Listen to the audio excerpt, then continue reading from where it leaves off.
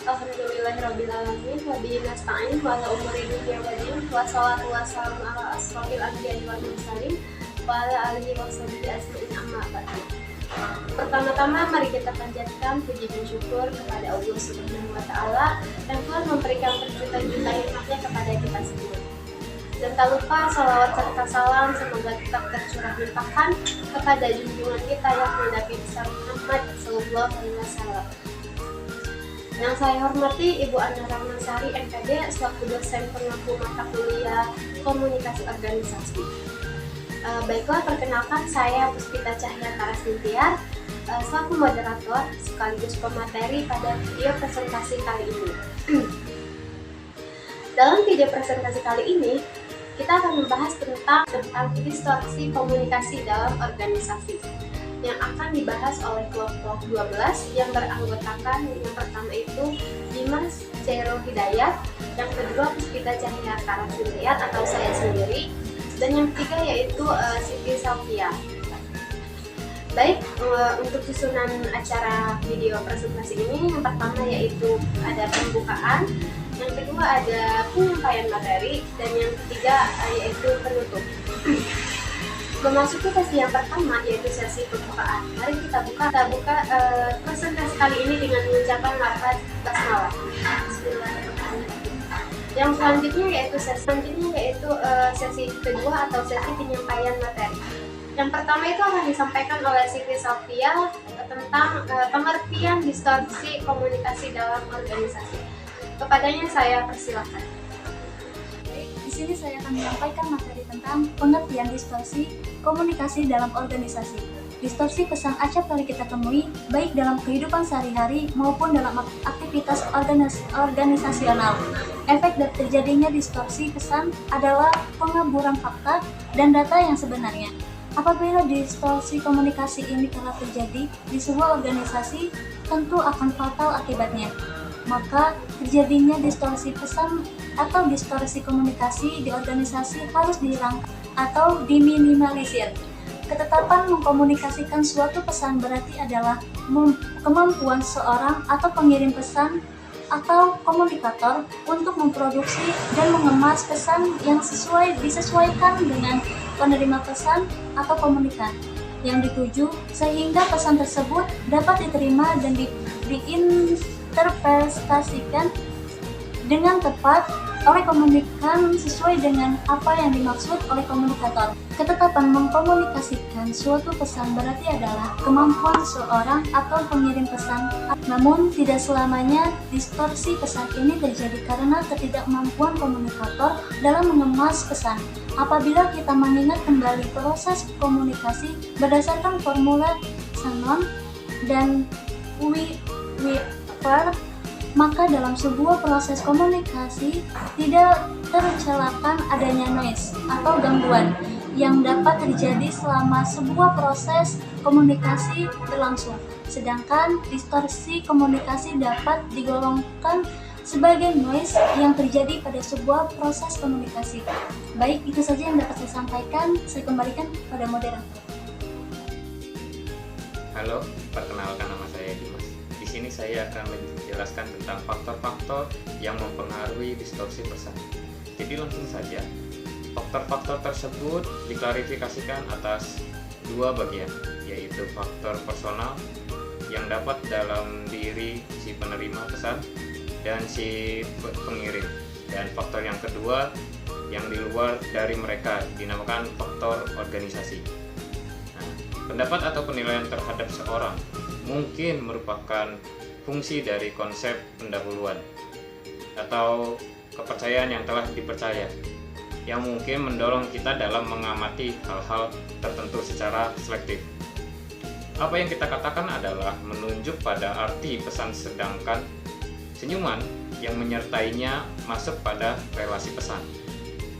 Sehingga dalam hal ini kekurangan, gangguan dan salah mengartikan pesan sering merupakan kegagalan mengenal informasi dan relasi serta membedakan dari isi dan interpretasi.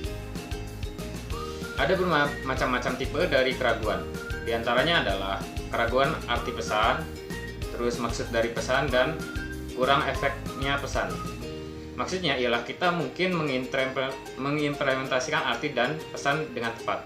Akan tetapi, kita tahu efek yang ditimbulkan dari pemahaman pesan tersebut secara menyeluruh dan memperhatikan penambahan pesan yang bersifat bagian-bagian daripada orang yang tajam memorinya. Ada 3 faktor dasar dari komunikasi yang cenderung memproduksi perubahan pesan yang menghasilkan kurang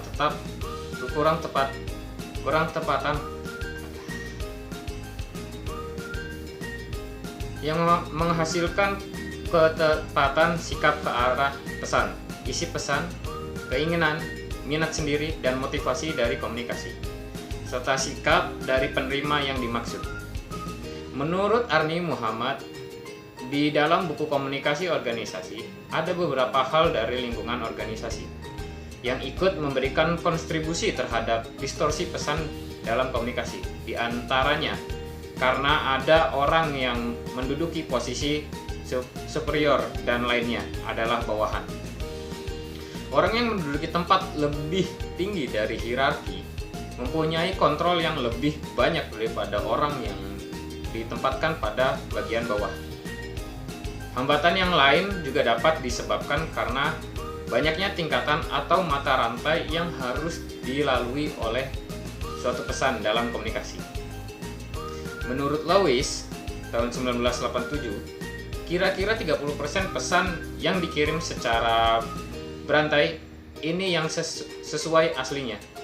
Mungkin banyak mata rantai yang dilalui oleh pesan makin memungkinkan pesan tersebut akan salah diartikan. Sekian saja yang bisa saya sampaikan.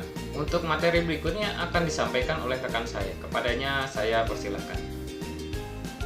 Baik, terima kasih kepada pemateri yang kedua, yaitu materi yang selanjutnya akan disampaikan oleh saya sendiri tentang cara meminimalisir distorsi pesan.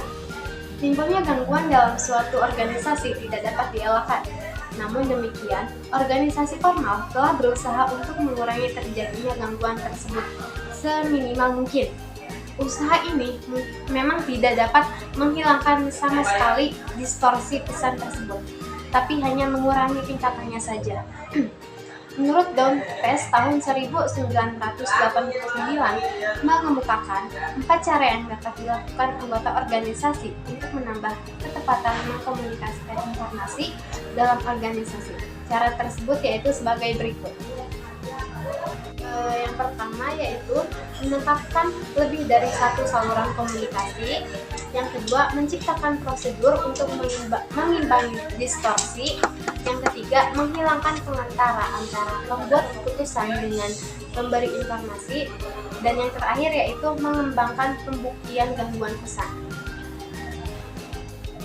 Biasanya yang mempengaruhi kebanyakan pesan adalah pemilihan, pengurangan, pengkualifikasian, penukaran, penekanan, dan istilah yang meragukan. Dan hal ini biasanya yang menimbulkan distorsi pesan. Baik, di sini saya sekarang akan sedikit menyampaikan kesimpulan tentang materi yang sudah dipresentasikan. Dalam proses organisasi tidaklah selalu berjalan dengan mulus. Tentunya akan banyak hambatan yang akan dilalui.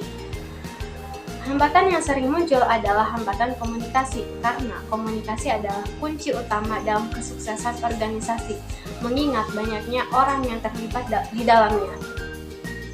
Hambatan tersebut tentunya bukan menjadi suatu pengganjal dalam organisasi, karena semua hambatan pastinya dapat diselesaikan dengan baik dan tepat. Kesalahpahaman merupakan fenomena komunikasi yang tak jarang terjadi, bahkan disebut kejadian normal.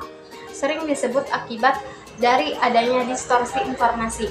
Terjadi penyimpangan atau penafsiran antara yang dimaksud pengirim dan yang diinterpretasikan sang penerima pesan. Baik, yang selanjutnya yaitu sesi penutup.